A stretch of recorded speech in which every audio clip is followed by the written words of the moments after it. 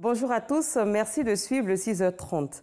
Nous démarrons avec l'aviculture. 384 Ivoiriens ont été formés aux techniques avicoles.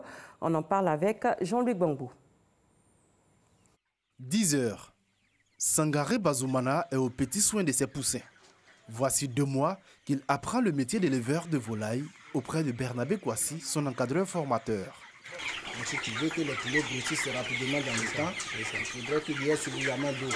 Il faut leur donner un temps d'abreuvement.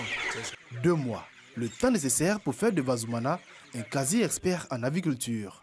Depuis l'arrivage, en fait, les préparatifs d'abord d'une poussinière, comment confectionner la poussinière avec toutes les commodités qu'il faut pour avoir un bon démarrage. Parce que la poussinière, c'est comme la pépinière en production végétale. Lorsque la poussinière est ratée, c'est-à-dire qu'il n'y a pas de production de protéines d'origine aviaire. Dans cette ferme école de l'Institut des nouvelles techniques agricoles, INTA, à Azaguié, 384 jeunes Ivoiriens ont été formés comme Bazoumana aux techniques avicoles.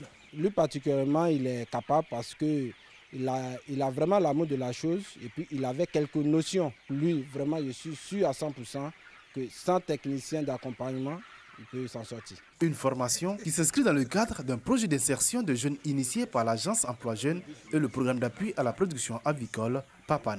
Visite de terrain des principaux responsables des 2 structures au terme de ces 2 mois de formation, mais également remise des diplômes aux futurs aviculteurs. Ce projet s'adresse à des jeunes qui ont envie d'investir leur énergie dans l'activité de production de volailles, de commercialisation de produits avicoles et dans l'encadrement de tout ce qui est activité dans la filière avicole.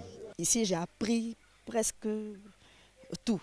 Je veux déjà, à la suite de cette formation, commencer par l'aliment, ensuite pourquoi pas la vente même de poussins. 128 fermes seront créées au profit de cette première vague d'aviculteurs. En termes d'encadrement, il ne s'agit pas seulement d'apporter des services financiers, mais des services non financiers. On a toute une équipe qui se fera en milieu régional. Nous avons des conseillers projets, nous avons des chefs d'agence régionale qui connaissent le terrain et avec les acteurs du projet PAPAN feront à la fois un suivi technique, un suivi financier et un suivi opérationnel. Le programme d'insertion dans le secteur avicole concerne une population totale de 3300 jeunes. D'une durée d'1 an, il prévoit à terme la création de 450 petites entreprises avicoles, 7 abattoirs modernes et l'installation de 5 kiosques de vente avicole. L'ambassade des États-Unis a organisé ce mardi au Plateau la 2e conférence annuelle des anciens bénéficiaires des programmes d'échange financés par le département d'État américain. Cette conférence dénommée Festive Idée 2018 a pour thème « Soit le changement ». Elle vise à organiser ces anciens boursiers afin qu'ils tirent le meilleur profit des formations reçues. Pierre Dipomélin, Walter Amadou Ouattara. Près de 300 bénéficiaires de divers programmes de formation financés par le département d'État américain, appelés aussi alumni, se sont réunis à l'invitation de l'ambassade des États-Unis. Il s'agit pour eux de s'organiser et de mettre en réseau différents champs de compétences afin d'impacter positivement leur communauté. Il y a des personnes qui ont fait la formation dans les domaines différents selon leurs propres besoins, leurs propres intérêts. Ils peuvent travailler ensemble pour initier des projets qu'ils peuvent faire ici en Côte d'Ivoire. Ces anciens boursiers, issus des programmes Mandela, Washington Fellowship, CCIP, Access, Sport Unite, Fulbright. Ils ont été formés au leadership, aux droits de l'homme, à la bonne gouvernance, à l'environnement. Ce programme nous a permis d'avoir des notions en leadership et ça nous a inculqué l'amour de notre communauté à travers le bénévolat et le volontariat. Nous intervenons dans un domaine spécifique qui est la mise en œuvre de la police de proximité. C'est une nouvelle approche qui est en train d'être expérimentée dans le Tonkoui, précisément à Moi, où il est question de briser le mur de méfiance qui existe entre les populations et les forces de l'ordre. Chaque année, environ 55 000 personnes du monde entier participent au programme d'échange du département d'État américain. La Côte d'Ivoire a dépassé le cap des 2000 boursiers. Africa Web Festival 2018, c'est du 29 novembre au 1er décembre. Ce rendez-vous des professionnels du web et du numérique est à sa 5e édition. Cette plateforme d'échange d'idées, de partage de connaissances est une occasion de découvrir les tendances du numérique et des innovations en Afrique. Le point presse de lancement s'est fait au Palais de la Culture. Sita Soro. Rendez-vous annuel des créateurs, professionnels du web, du numérique, des communicateurs du grand public, Africa Web Festival cette année aura lieu les 29, 30 et 1er décembre. Le thème retenu pour cette 5e édition, consolider la paix en Afrique par l'innovation et l'entrepreneuriat. Il s'agit de mettre le numérique au service de la paix et du mieux vivre. C'est de pousser les jeunes à chercher des solutions pour qu'on puisse, à travers l'innovation et l'entrepreneuriat justement, créer des entreprises pour régler ces questions d'autosuffisance alimentaire, ces questions d'adduction d'eau, ces questions de ville propre. 2 grands concours sont ouverts à l'occasion, celui de la start-up et de la vidéo. Les start-up, il s'agit de créer des entreprises via le web, des entreprises viables. L'ambition de Africa Web Festival, justement, c'est d'aider d'abord les jeunes à développer leurs idées, à concrétiser l'idée et à faire vivre l'idée. Le deuxième concours, c'est le concours vidéo. Il s'agit de reprendre la main. Quels sont ceux qui doivent produire les vidéos pour l'Afrique? Ce sont les Africains. Quels sont ceux qui doivent montrer le vécu quotidien de l'Afrique? Ce sont les Africains. Comme les autres années, il y aura à l'affiche des conférences, des ateliers, des panels, mais aussi des innovations. Nous allons faire des maisons, c'est-à-dire des espaces équipés d'ordinateurs et de chaises où les entreprises pourront venir donner des formations. Nous avons cette année, c'est une nouveauté, un espace code pour enfants. C'est un espace où on va apprendre aux enfants de 8 à 14 ans à coder. Ensuite, nous avons cette année fait un mobile film. Il s'agit de faire un film d'1 minute autour du thème « Consolider la paix ». En 2017, ce sont plus de 7000 participants qui ont pris part au festival provenant de 26 pays africains.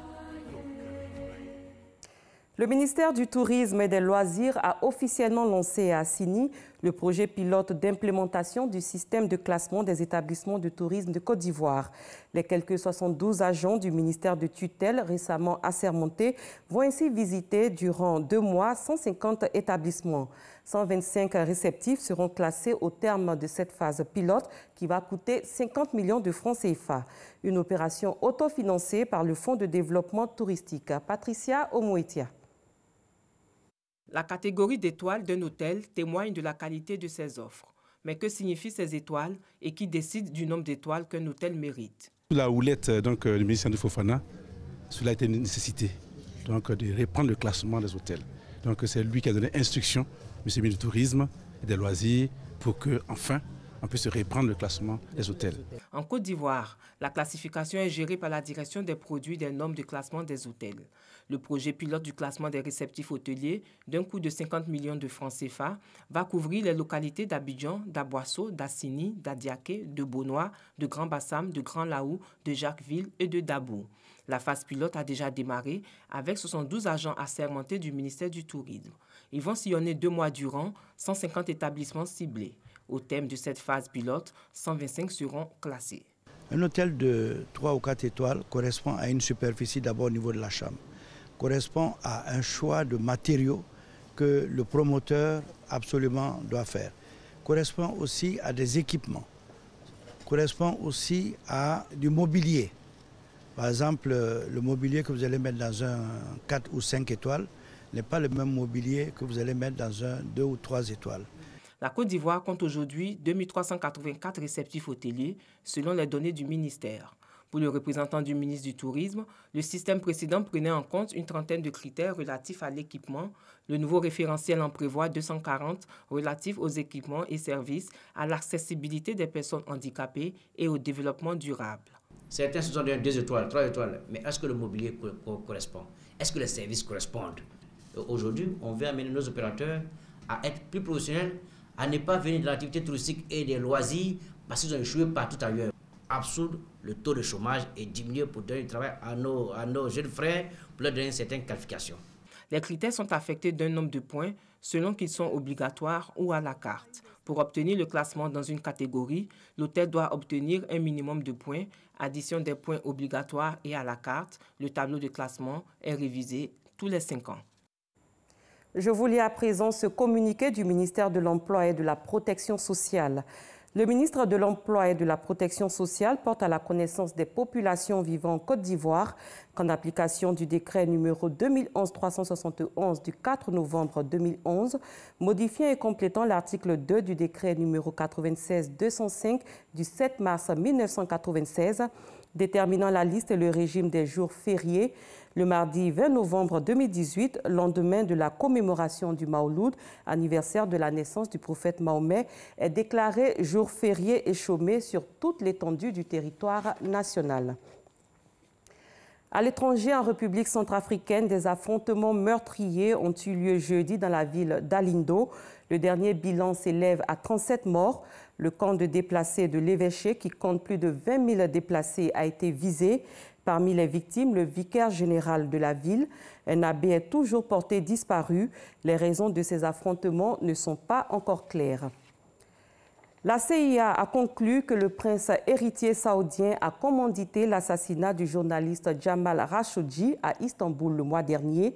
C'est ce qu'a rapporté hier le Washington Post, qui a cité plusieurs sources anonymes au courant des investigations. C'est la fin de ce 6h30. Merci de l'avoir suivi. Très bon début de journée à tous et à toutes.